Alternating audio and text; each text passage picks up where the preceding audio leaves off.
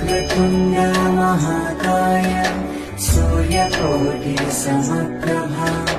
निर्विघ्नं कुरु मे देव सर्वकार्येषु सर्वदा।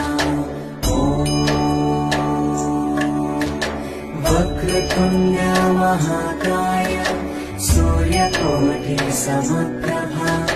निर्विघ्नं कुरु मे देव सर्वकार्येषु सर्वदा।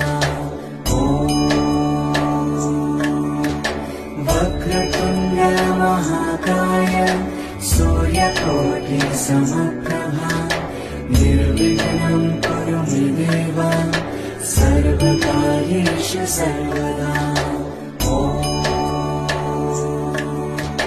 वक्रतुण्ड महाकाय सूर्यकोटिसमप्रभा